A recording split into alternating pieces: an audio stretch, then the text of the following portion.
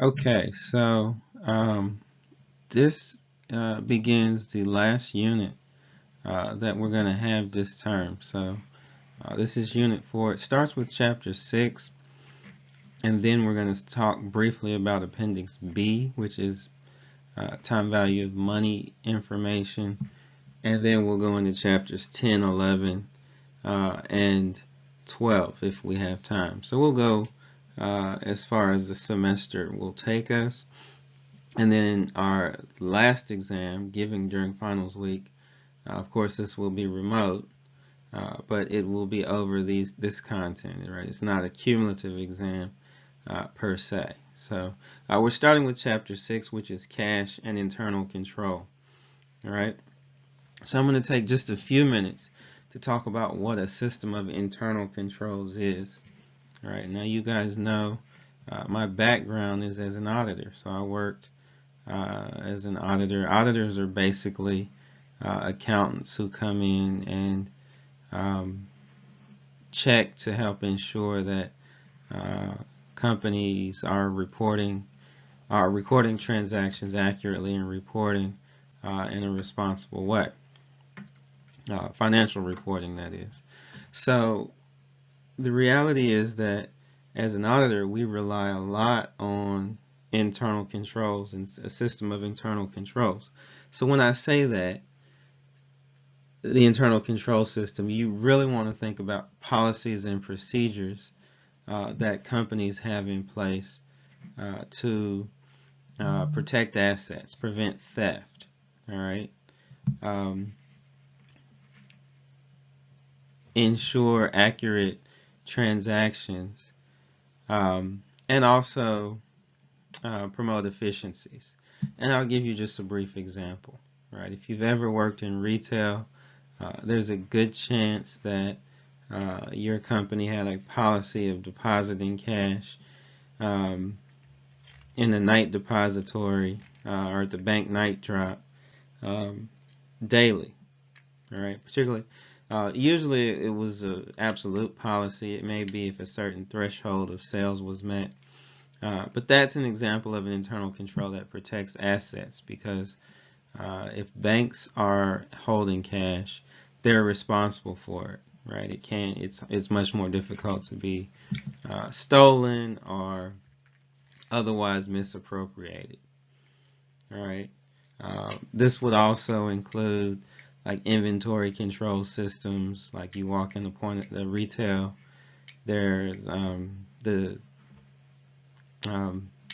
anti-theft tags that, if you attempt to walk out with something and the tag's not deactivated, that's also part of a system of internal controls, right? Of course, it's much broader than that, but those are two quick examples of what internal controls are.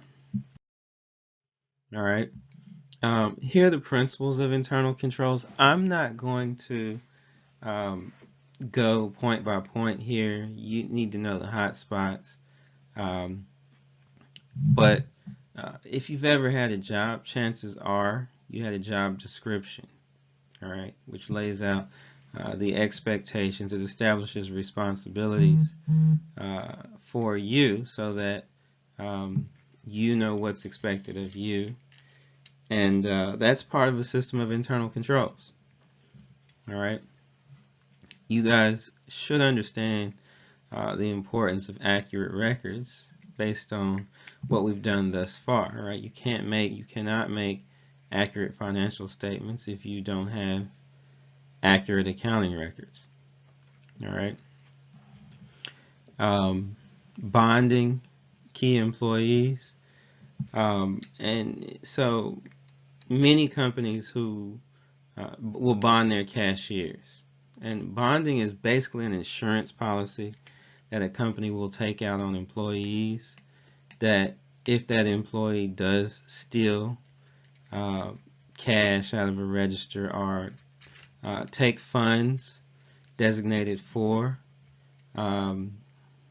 customers, like if you are at a bank and you embezzle deposits, all right, what will happen is the bonding company will reimburse the company that bought the bond on that employee, and then that bonding company will seek to prosecute and sue the employee who stole. So bonding, if you've ever been bonded, you probably knew, because your employer will tell you. And the bonding company will sue you if you are believed to have stolen or misappropriated assets. All right. So that's something that is commonly done. This is a big deal. Separate record keeping from custody of assets. All right. So it might surprise you to know that in most companies of any substantial size, it's a best practice that the accounting function has zero access to the bank accounts. All right. And the reason for that is the accounting is your record keeping function. All right. And if I can manipulate the records and then walk over to the bank and make a withdrawal, I'm in a superior position to steal from the company and then record transactions to cover my tracks. Right. So the reality is that we want to keep those functions separate. And in larger companies, if they usually have a finance function, that's the custodial function, and the accounting function is the record keeping function. All right.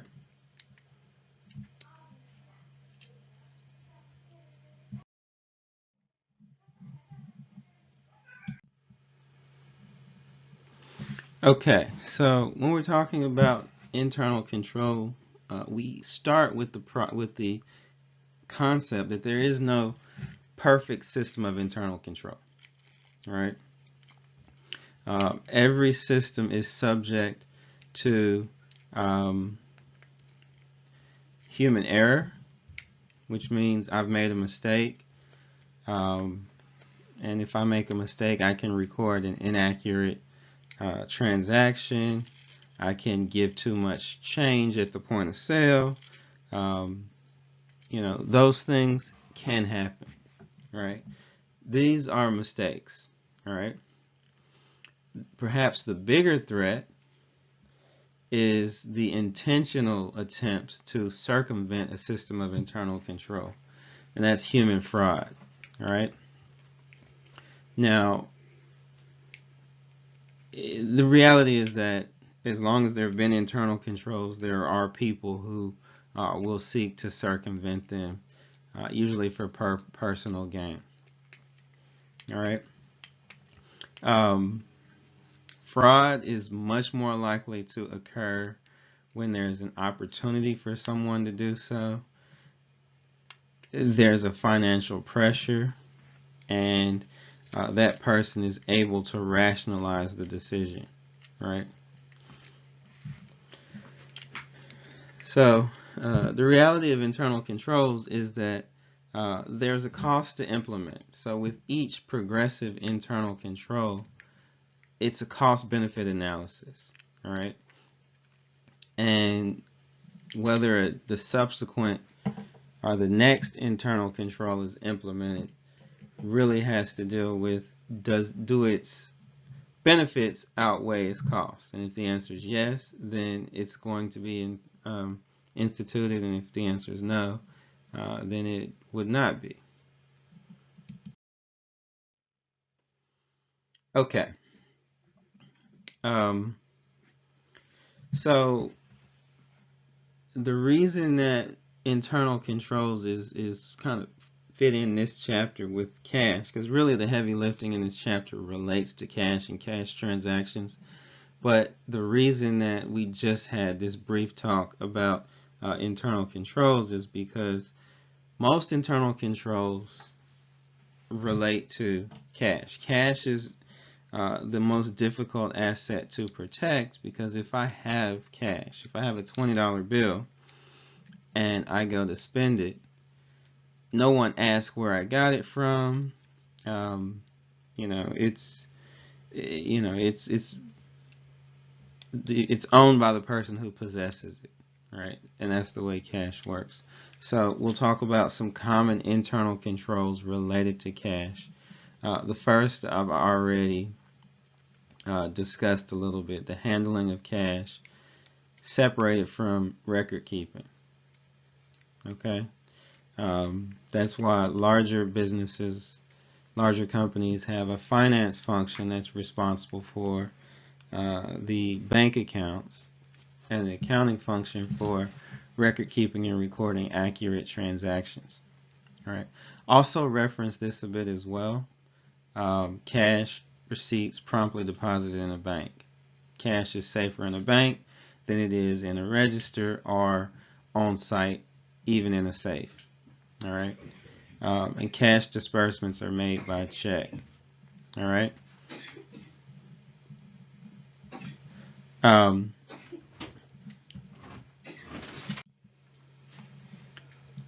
Cash disbursements are made by check. And if you've ever been owed money from a company, be it reimbursement for overpayment or correction of some previous mistake, you know that it takes 4 to 6 weeks typically. And the reason being is that first of all, the transaction has to be recorded, and then it has to be sent to payables, and then it needs certain approvals, and then also, there's overnight float. So the longer I can wait to pay something, the less it actually costs me to make that payment. Eventually, you'll get your check, right? But that's why it takes so long to get cash when a company owes you money. It's part of their system of internal controls.